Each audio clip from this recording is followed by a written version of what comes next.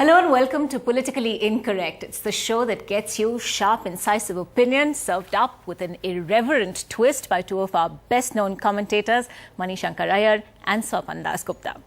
Welcome to the show. Well, two of Britain's topmost police officers have now quit over links with the News of the World phone hacking scandal. Former editor Rebekah Brooks has been arrested and bailed. Rupert Murdoch has been forced to personally apologise. He'll face a parliamentary panel tomorrow. A second panel has also been formed to look into press ethics. The News of the World storm is clearly raising a larger debate about the right to privacy versus press freedoms. And that brings us to our first question tonight. Should the media ever bend the law in pursuit of a story? We'll first take opening comments, 40 seconds each, from Mani and Swapan. We'll begin with you, Mani. Where does a legitimate investigation end, and where does sort of the right to privacy, invading right to privacy, begin, and who draws that line? I think privacy should be invaded when there is a public interest involved, not when pulchritude is involved. And who will draw the line? We have in India a press council, which, as far as I'm able to see, does no work apart from reprimanding me 15 years ago.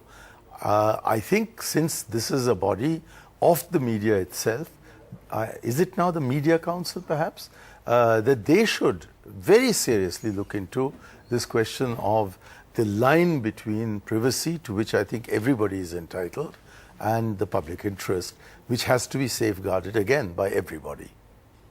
Well, it's fine to say that public interest should be safeguarded. I mean, I have no objection to that. But the question is, who defines the public interest? I would be loath to see some Babu, but in most cases, some retired judge, sitting there with no work to do except stricture Mani Shankar Iyer in 15 years, deciding what the line is. Now, the point is, one man's privacy is another man's public interest. It can work both ways. So, really, it is an arbitrary issue. What I find quite inexplicable is why the media should be defined, why the media should be governed by laws which are separate from the rest of the country. There are laws for the rest of the country. Those same laws should apply to the media, whether they be in the question of defamation, whether they be in the question of privacy, keeping in mind that we are a democracy. And I think it's our inability to collapse those two distinctions which has created this. Why we have special considerations for the media, why it's all right, it's okay for the News of the World to go into someone's bedroom with a peephole, pay someone a little bit of money to rummage through someone's dustbin and go through. And mind you, what has happened in Britain is not something which is unique to the tabloid culture. It's probably the most extreme manifestation. But I think Mani would also agree that in India we sometimes seem to be, not doing too badly with our own versions of sting journalism. Well, speaking of sting journalisms, look at the whole thing. Sting journalism is not illegal. If there is a question of the breaking of the law, I agree with Chopin, there can't be one law for the media and one law for everybody else.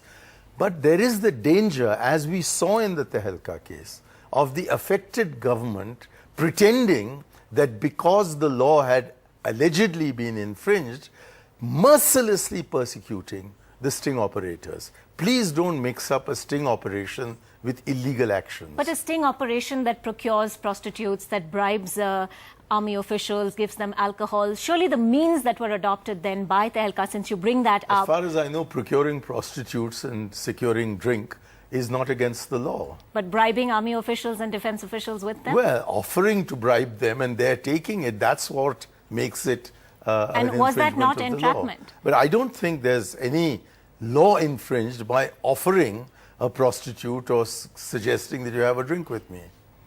Right, the UK government is now setting up this panel on media ethics. But does that move in itself perhaps curb press freedoms? And is this a case of one rotten egg really bringing down the whole system? Yeah, well, you see, the News of the World was unique. It's unique. It's a freak case. It's a newspaper which had no rivals anywhere else in the world. And to that extent, it really took the tabloid culture to a ridiculous extreme, was very successful, and became an iconic institution in Britain.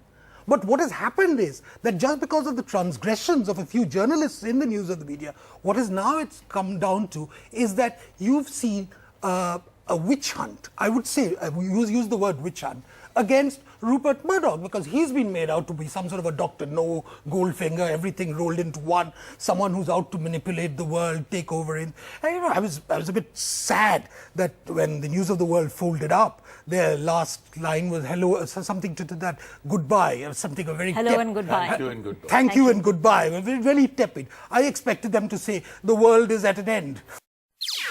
NDTV's cricket app, Android and iPhone. Fastest scorecard, special analysis, and much more. Download free. ndtv.com/apps.